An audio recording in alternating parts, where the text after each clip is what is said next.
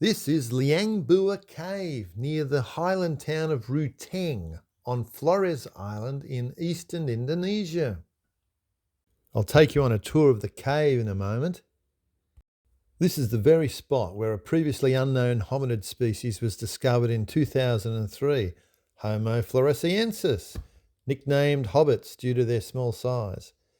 The remains were found 6 metres underground, and it was big news at the time because it challenged our understanding of human evolution, and it confirmed that a different human lineage existed alongside our own. This rewrote human history to a large degree. The presence of Homo floresiensis up until as late as 50,000 years ago suggests a more complex evolutionary story than previously thought, and that they probably coexisted with Homo sapiens. It raises a lot of questions about the interaction between our own species and Homo floresiensis and why they eventually became extinct. So this was 2003 when they discovered the skeletons, right? Yeah. And looks like that's where it was. From down there. Down here, eh? Yeah. Skeleton of Homo Floresiensis. Yes. And animal bones. Elephant, Right. Komodo dragon, Okay. marabou, Yeah. and giant rats. And giant rats. Yeah. Okay. We can 6 meter down. 6 metres under the earth. Yeah, This was 2003. all where they were discovered. Yeah, yeah. Right. And 2003, archaeology Indonesia. Right. Collaboration in archaeology Australia. oh yes, Australians and Indonesians. Yeah, from University New England and University Wollongong. Right. Okay. Wow. It's a big cave, isn't it? The majority of people who unearthed Homo floresiensis in 2003 were paleoanthropologists. Now, archaeologists generally study human history through artefacts and structures, while paleoanthropologists specifically focus on human evolution through the study of fossils. Now, the discovery of Homo floresiensis involved analysing skeletal remains, which fall squarely within the domain of paleoanthropology. And right down there is where they discovered the bones. Archaeologists were brought up from Wollongong, or the University of Wollongong or something. And they met with the Indonesian archaeologists and they excavated the bones in 2003. I'm up in the higher ground. Don't know whether you can see me too well, but this is probably where Big Daddy sat. The original 2003 dig team was a joint Australian and Indonesian effort. There was definitely a large amount of Indonesian researchers involved, but Australians made up a significant portion of the team due to the expertise involved in the dig. The most complete Homo floresiensis fossil that's been found is a skeleton with a complete skull, designated LB1, or Liang Bua specimen number 1, which is one of the first they managed to unearth 20 years ago. Other finds include a second mandible or lower jaw and fragmentary skull parts from other individuals. Remains of at least 14 others have been pieced together from hundreds of bone fragments. Here we have a big rock in the middle of the cave. Who knows what that was used for? Maybe some meetings or something. Now I'm standing on one of the excavation sites.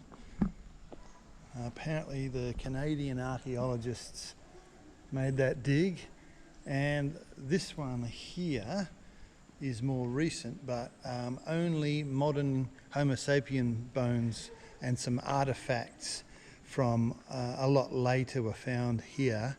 But they're going to continue to dig more. Another archaeology team is coming back next year to do some more digging. I'm not sure where, but I was photographed on this little rock here. I think this might have been where one of the chiefs would have sat back in the day.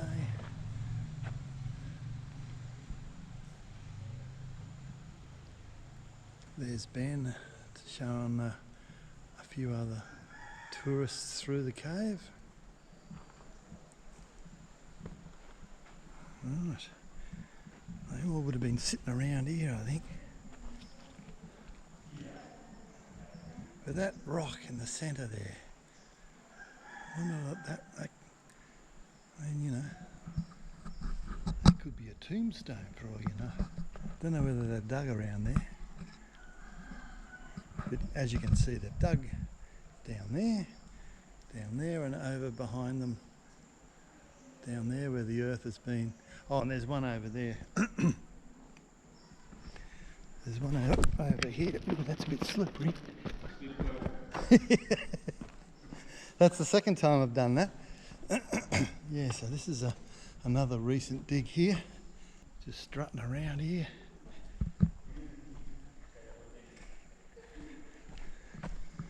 Another weird looking rock.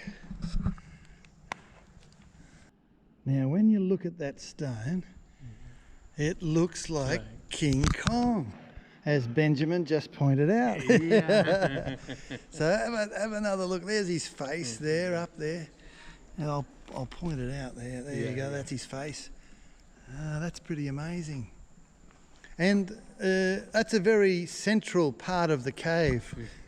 So I think back in those times, you know, 80, 90,000 years ago, they would have held meetings around here or something, you know, or some sort of ritual, who knows. That's pretty cool. It could have been just one big column back then, because look at that, that's pretty spooky as well. That could have been a big freestanding thing back in the day. This is a pretty central part of the cave.